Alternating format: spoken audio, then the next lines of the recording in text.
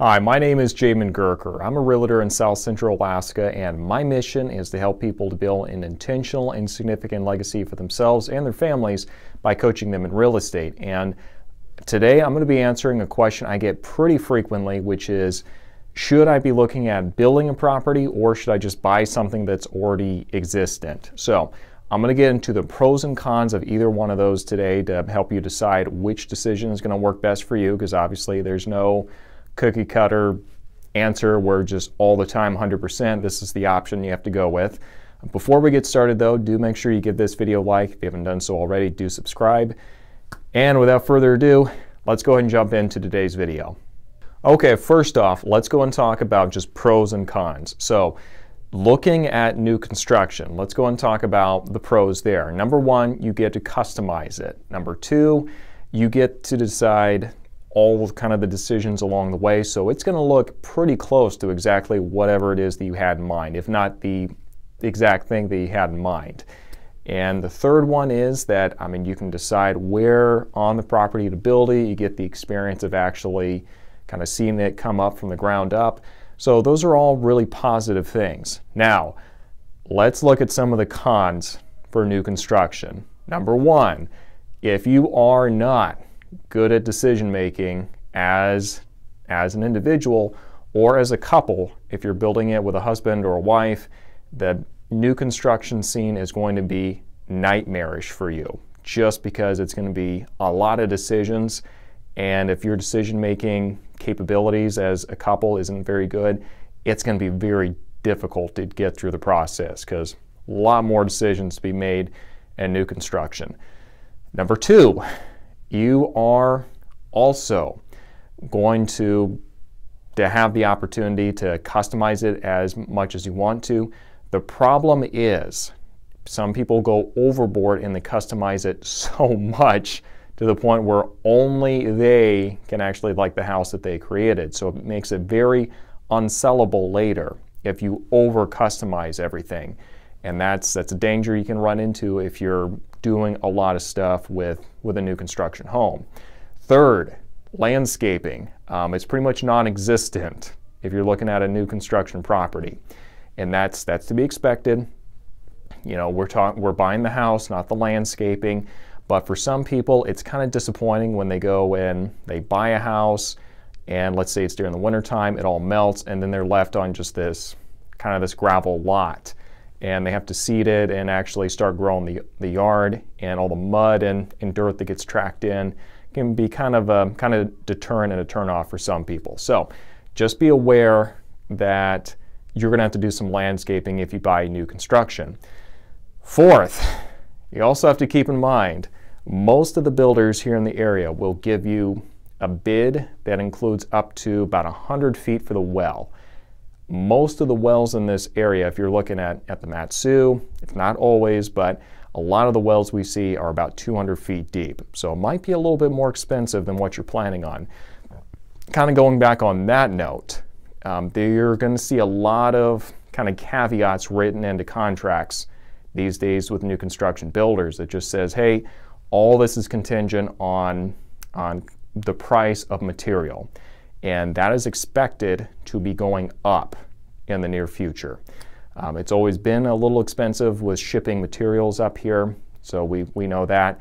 But just the way things are standing right now, we're expected to see an increase in construction costs. So it could be getting a little bit more expensive.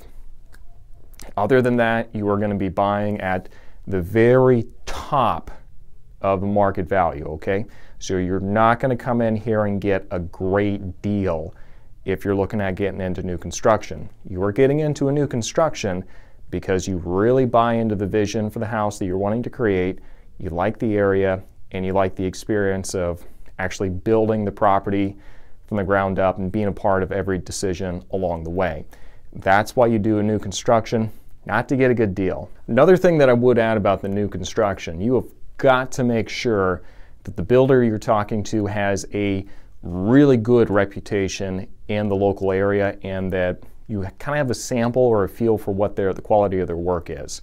Because there is nothing worse than agreeing to work with somebody and then if the relationship sours, their business goes belly up, or they find themselves embroiled in some kind of a lawsuit and they can't finish the project, and now your home, kind of that dream you were building, is on hold as you're working through a lot of litigation. So try to avoid that as best you can by working with an agent who knows the builders in the area and can help you determine, who the builders are, who the talkers are, and who are the people that can actually deliver the goods and give you the result that you're looking for.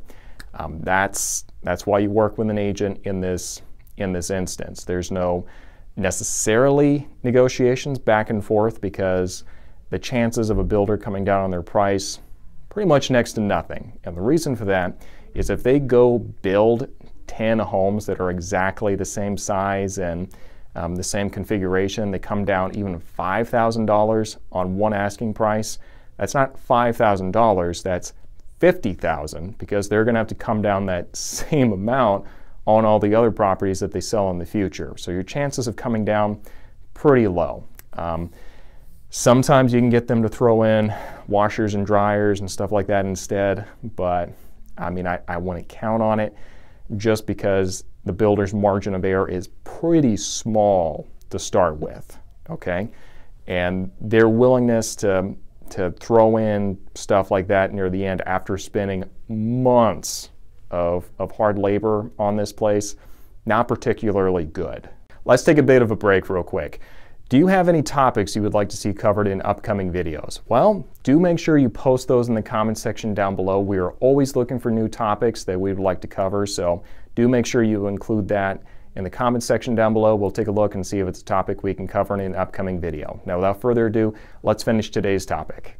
Okay, now let's go and switch over to the existing properties. So, on the pro column, that stuff's all ready to go. You have a history already with the house where you see what it's going to sell for, what you can probably buy it for, and you're going to be dealing more or less directly with the owner of the property and not the builder. So you have a little bit more flexibility because they're going to have a little bit more margin for error. Usually, not always. So you can sometimes get a better deal. That way, it kind of depends on the situation and our local market right at the moment. I really wouldn't be buying places necessarily because you're going to be able to undercut anybody or get the awesome deal that everyone is always talking about. But you have more freedom to do that in this instance. And also, obviously, landscaping is going to be good to go. Shelvings and all those things are usually going to be just included with the house, so that's another bonus.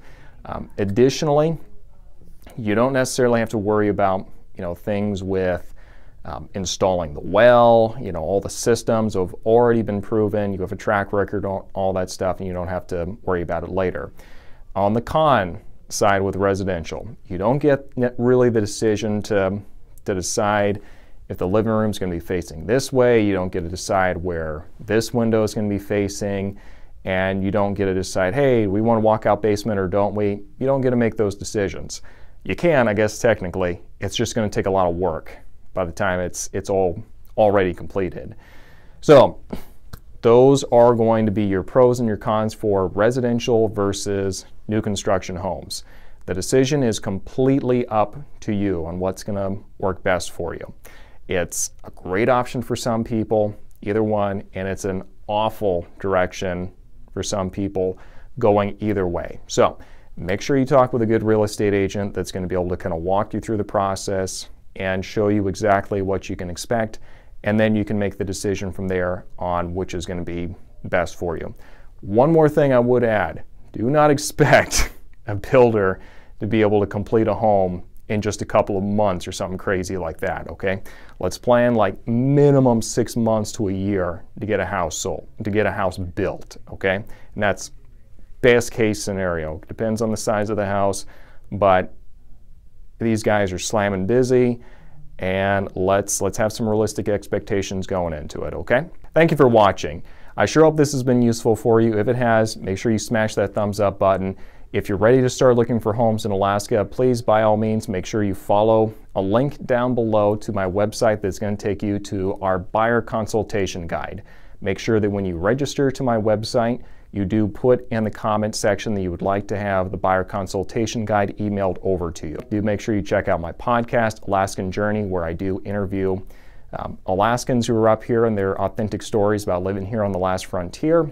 And make sure you reach out to me on my Facebook page directly. That's going to be the best way to get a hold of me. Email is the worst way to get a hold of me. Make sure you reach out to me through my Facebook or the website, and I'd be happy to answer any questions that you might have.